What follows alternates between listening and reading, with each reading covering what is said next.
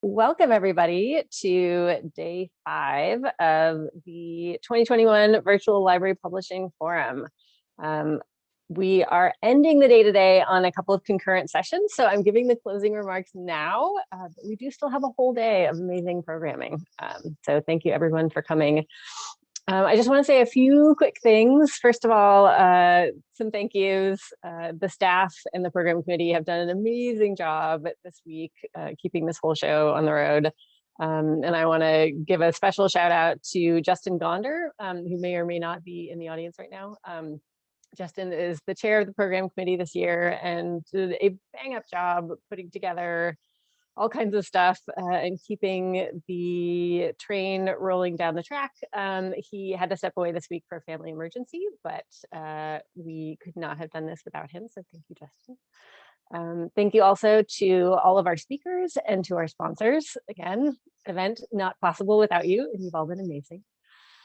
I want to encourage everybody to please fill out the very brief feedback survey, which includes a question about the future virtual / in-person destiny of the forum. So this is your chance to weigh in on what that mix of in-person and virtual interaction is going to look like going forward. I also want to take just a moment to put in a quick plug for LPC membership. If your library is not already a member, I strongly encourage you to consider joining. I know this is a challenging time to take on a new membership, but let's face it, it's a challenging time to do pretty much everything, and it's always better to tackle challenges in community. And LPC is a pretty incredible community.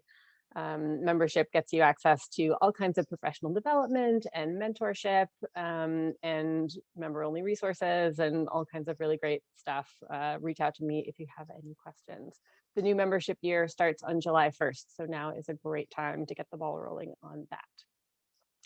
I also want to promote our closing happy hour this evening at 5:30 Eastern. Our keynote speaker from this morning is going to come back and hang out with us for an hour or so.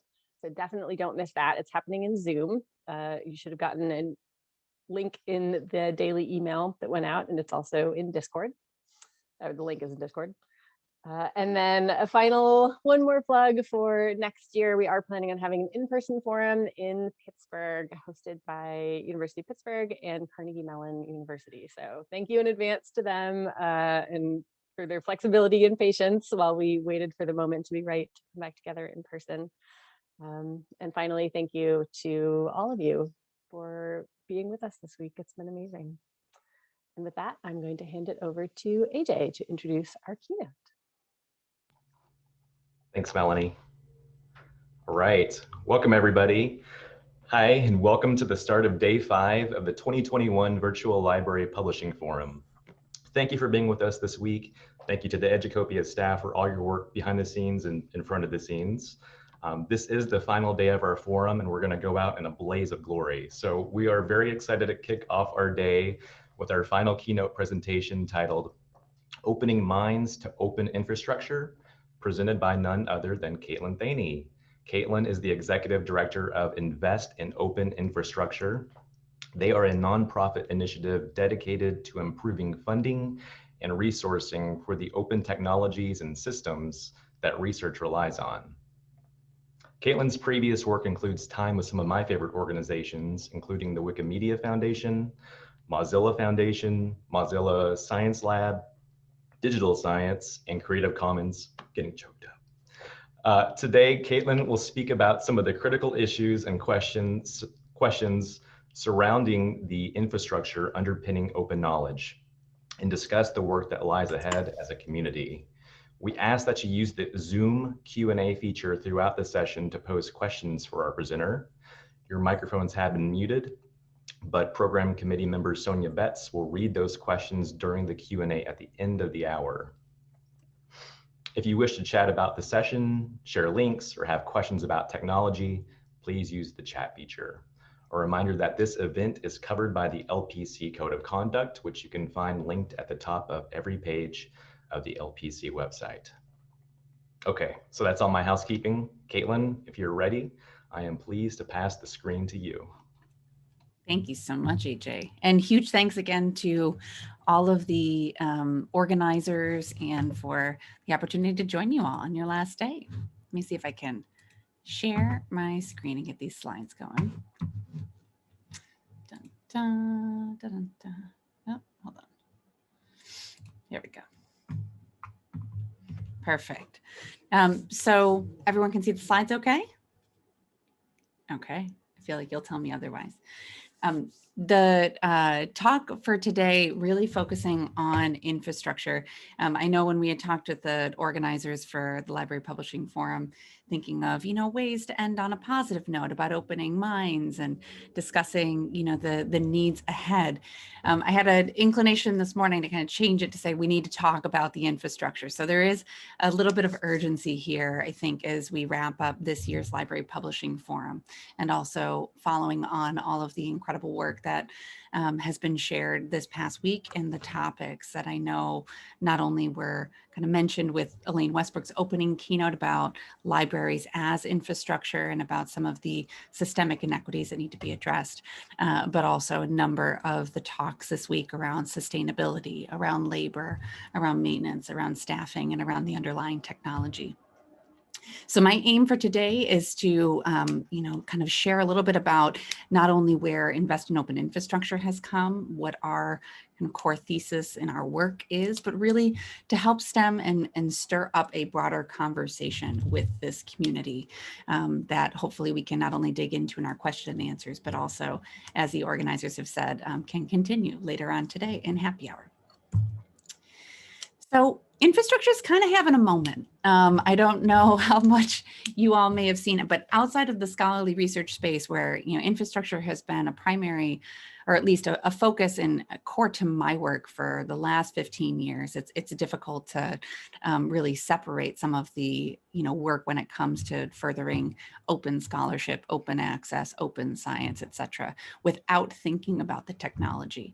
But on a broader sense, the word infrastructure has really kind of crept its way into so many different aspects of life, especially over the last 18 months. Never before has there been such an expansive and diverse and also fast-moving conversation about something that's so traditionally pretty slow moving when you think of the traditional sense of infrastructure and of, roads and bridges and things like that that are publicly accessible to all. Philanthropies like the Siegel Family Endowment here in the United States have pivoted their entire funding strategy and funding portfolio to infrastructure, releasing a white paper, which the slides will be linked out afterwards, and you can dig into the resources here. But a white paper released last summer, and also with a commitment and a promise of investing $20 million this year alone in infrastructure-related investments, ranging from physical infrastructure to social infrastructure and technical infrastructure. We've also seen other big philanthropies start focusing on ways in which they can, increase the success of their own funding portfolios for those that have been funding pieces of digital public infrastructure within the research sectors and outside of them, including the Ford Foundation, Sloan Foundation, Omidyar Network, Open Society Foundation, the Mozilla Corporation, and others in the latest critical digital public infrastructure research grant. And that was $1.3 million US that they have invested in research to further explore some of the issues surrounding it. National governments, I'm based here in New York City. The US is all about the infrastructure agenda and the infrastructure plan, $2 trillion that are being talked about, and how that will be divvied up across a wealth of different opportunities and also emergent needs. But also that banner is being carried much more beyond the US, not just contained here as well, as various national governments started thinking about, and also groups, that are operating in an international space, such as the European Commission, about where they can start looking at further supporting infrastructure in bigger ways. It is being put forward as a banner for equity and change. Much of that is talking about digital public infrastructure and the open internet, the fight against misinformation, the fight to get access to rural and unconnected communities in terms of broadband. Infrastructure institutes and programs are springing up, as well as various industry plays. There is an open infrastructure foundation that is run by OpenStack in the technology space, which bridges, big industry players and investments in looking at broader information technology systems and what have you. But my bigger question is, are we all talking about the same thing? Can we find alignment in all of these very robust conversations? When we talk about digital infrastructure, is there alignment with open? Should there be? Where do those things intersect? When we say public, are we actually meaning the public, or are we meaning a certain slice of the public? To what extent? When we say infrastructure, do we mean all software and tools? Do we mean some? What about the social dimension when it comes to the labor and also some of the hidden costs that come along with infrastructure when it comes to staffing, resourcing, participation, in-kind donations, et cetera? And also, who gets to decide what definition rules them all? So these are some of the issues that we've been facing at Invest in Open Infrastructure. We specifically are focused on open infrastructure for research and for scholarship, but I wanted to spend some time kind of digging a little bit into this sort of, thicket of what the definition of open infrastructure means, where we are evolving that to, because it is a complicated space. So when we talk about infrastructure writ large for this sector, thinking of the systems, the protocols, and the software that research and scholarship rely on. I underscored the rely on component here because I do feel like that dependency component is really important as a differentiator from other tools and software that might exist in the space. Much of this, we are beginning this exploration and continuing to build on the work of other peers in the sector that have been thinking deeply about these issues for decades, if not longer. And really looking at ways in which we can be responsive to the needs of the community. But I do think that when we talk about infrastructure, we are talking about things that are noticeable if removed, or noticeable if they go away in disrupting the means of knowledge production and also dissemination. Taking this one step beyond, we start speaking about open infrastructure, thinking of a few core areas that there's additional characterizations and classifications that are needed. Openness ingrained at the operational and design level. Solutions should be open source, content and data openly licensed, things like transparent pricing, clear governance, guidance about how decisions are made. Also, open infrastructure as an enabler for communities to deliver collective benefits. Infrastructure should be maximally accessible for equitable participation, which I'll get into in a little bit, but also for adoption, for usage with minimal, if not no restrictions, governed by the needs of the communities that they serve. And also facilitating the creation and dissemination of open knowledge. For our focus, infrastructure should be contributing to that cycle of production and sharing of information, of research and scholarship with minimal restriction on reuse. Thankfully, there are a number of really helpful bodies of work that have been done and conducted in this space over the course of the last, I would say, at least 10 to 12 years.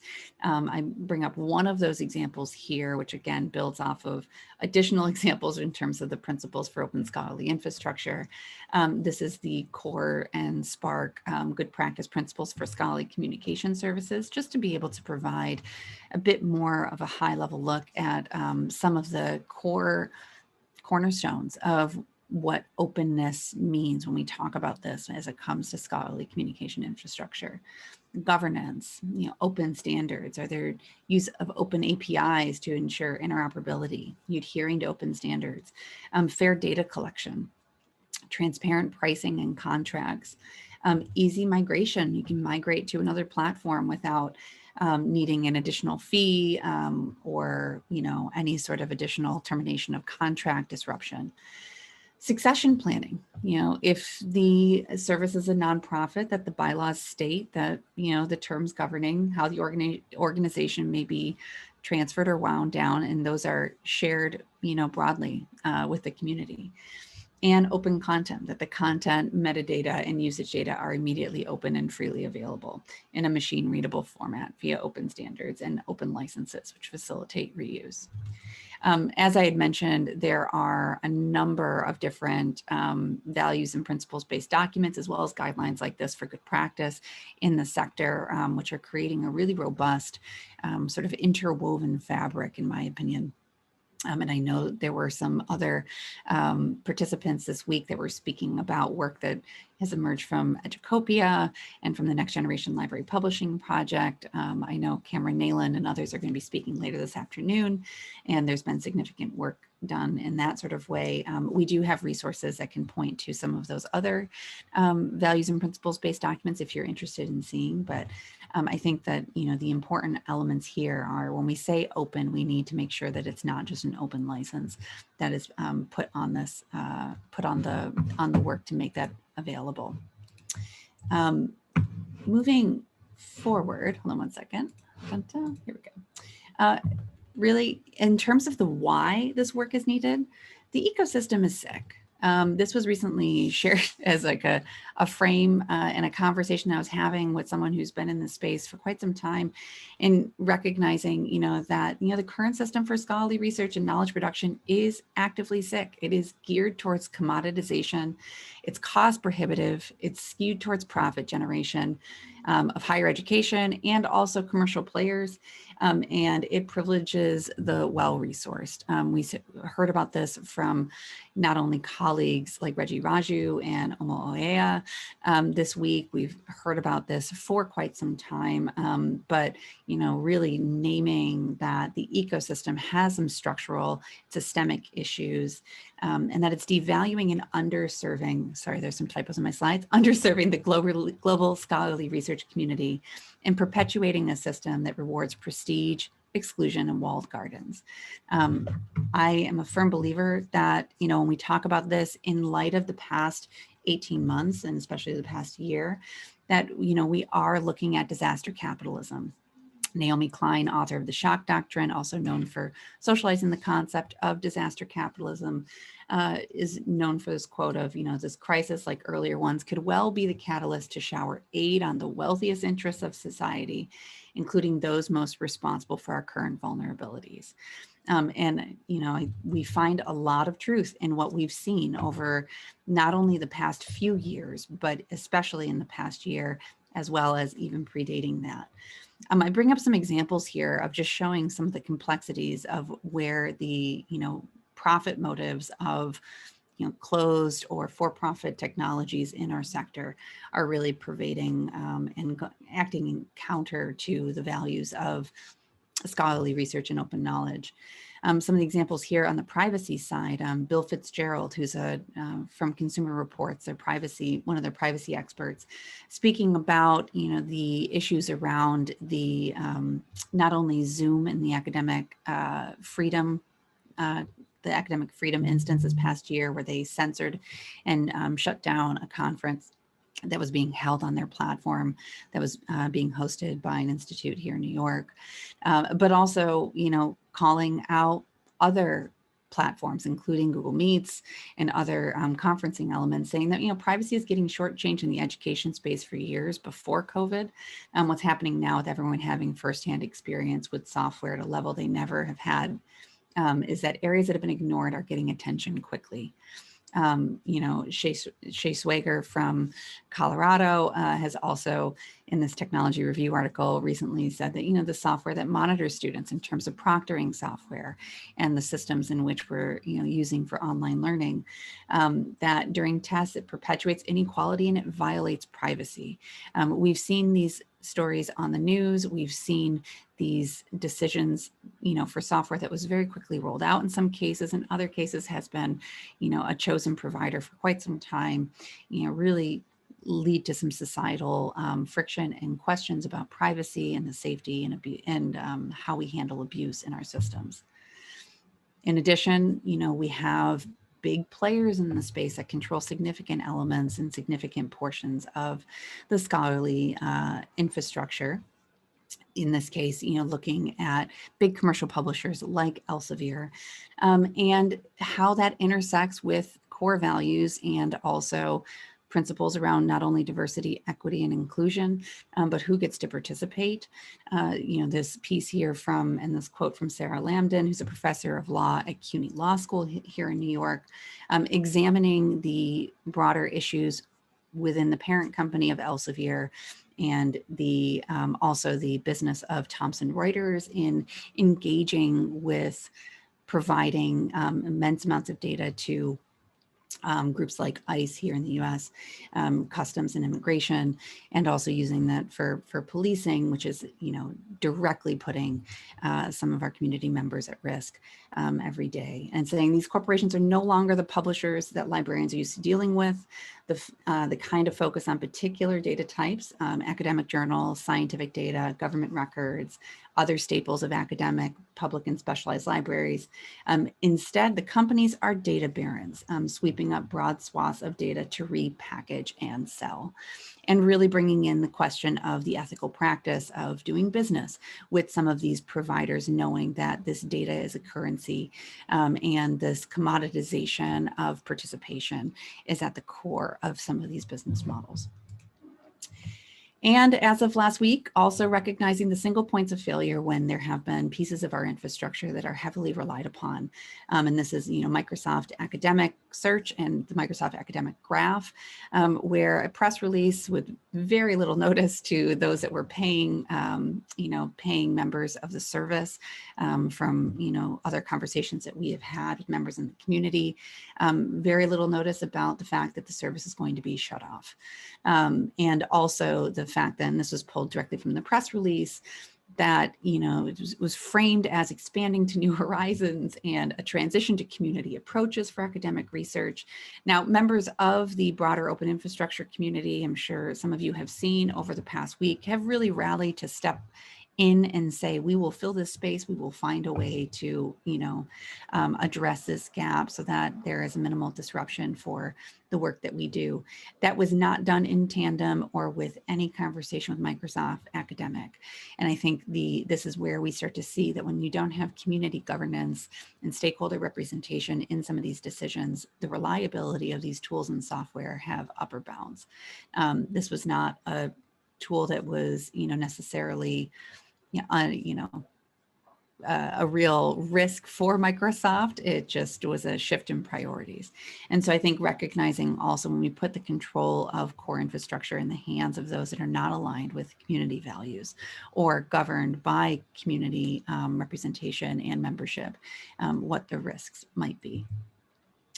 This here also kind of shows going to the Elsevier example, and there's a great, I also linked to the spreadsheet that is linked in this article that goes into more detail about all of the various acquisitions and mergers that Elsevier has been a part of over the last few years. When you start to look at this on a broader sense, from not just the research process and the publishing process, but also the research evaluation process and how data and ratings and metrics are being sold back to institutions, it starts to really get a little perverse in terms of who to trust. Is there a different motivation? I think we all can agree that there are some things there that are not quite lining up. But when you're putting all of the control, when there is such dominance by a key player, it becomes very difficult to start to break those habits and also break away from some of the, the lock-in from the broader community feeling beholden to certain players.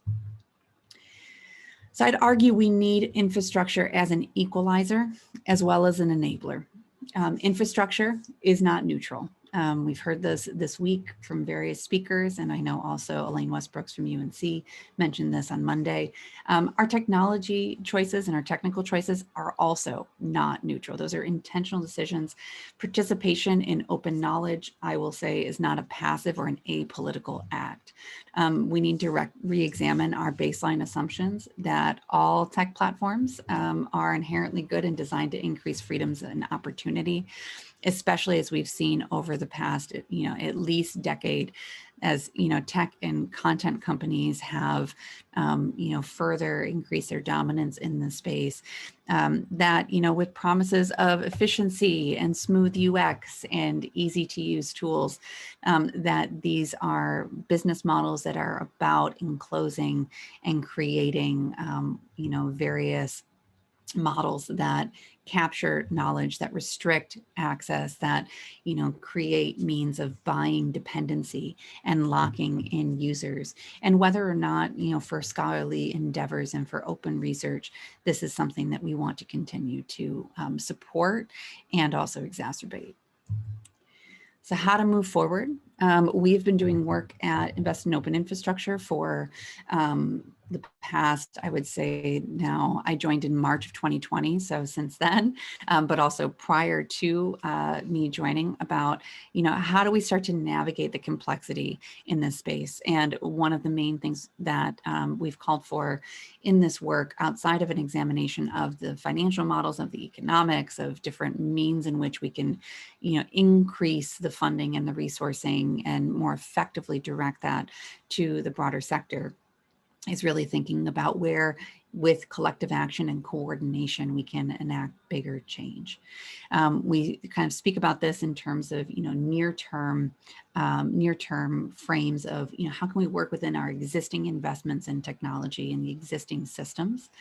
On the medium term, where are there opportunities to align power and influence, to leverage existing models, frameworks, and budgets? Who else should be contributing? How can we coordinate in a better way to help increase the diversity of funding, but also the awareness and notion of sort of shared needs and participation in that process?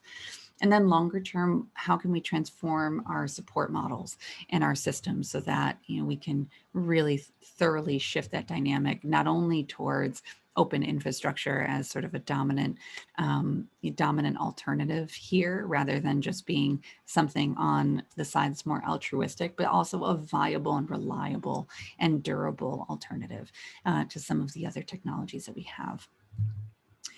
We do this in a few ways. So Invest in Open Infrastructure, we really pride ourselves on conducting research to increase our understanding of the current landscape. And we've been dedicated to that over the past year to get a sense of where there are existing challenges, decision points, who the key players are, how we can chart strategies and provide support for the broader research sector. We craft resources to help others assess, build, and make investment decisions about open infrastructure.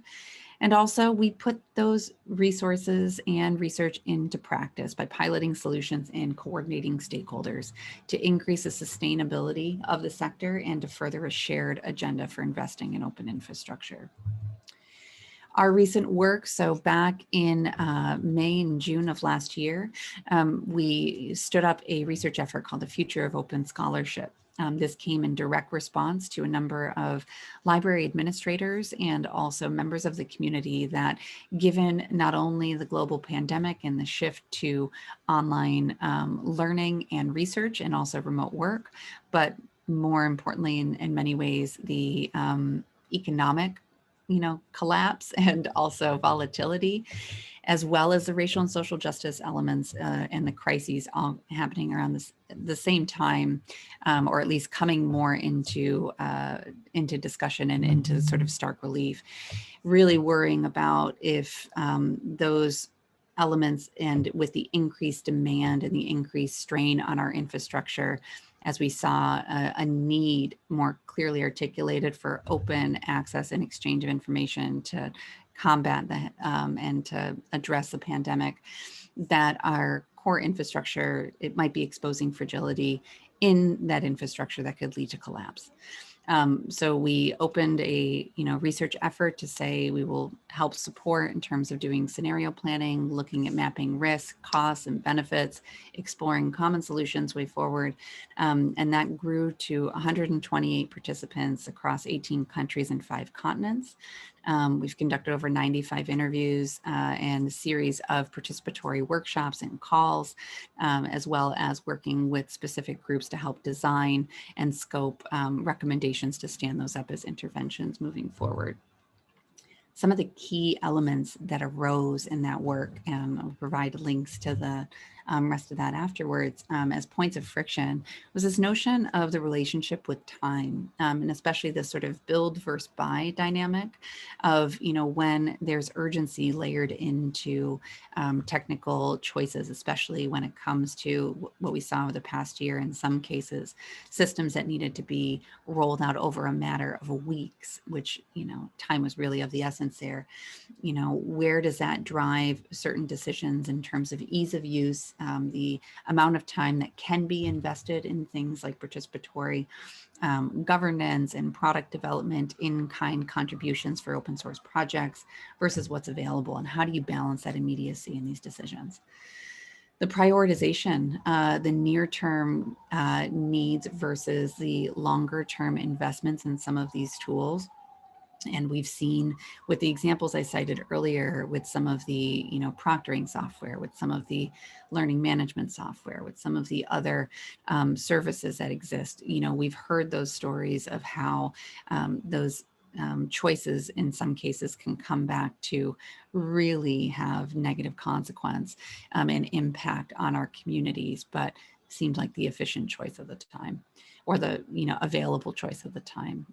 Whose values get applied? When we talk about values and principle frameworks, we had this robust conversation with our participants of when it comes to the prioritization of institutions versus departments versus budget owners versus a consortia versus a society, who wins out, and where do those conversations happen about the complexity, or about the points of friction there as well.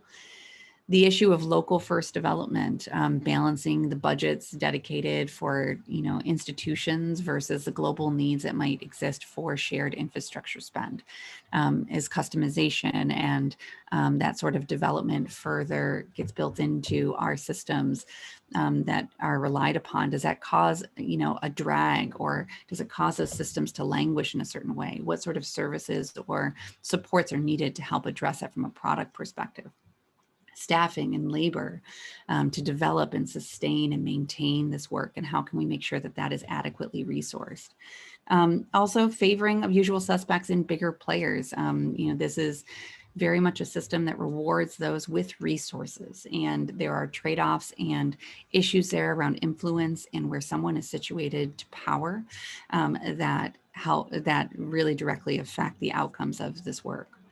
And also the perceived resource scarcity and the effects of that, not only in terms of pitting projects against one another unnecessarily due to funding constraints, but also, the incentive for an individual institution to operate in a collective. How can we make a better case for what those gains may be, and what that opportunity looks like, and how that can introduce efficiency or longer term value to the system beyond the social networks that we all exist in?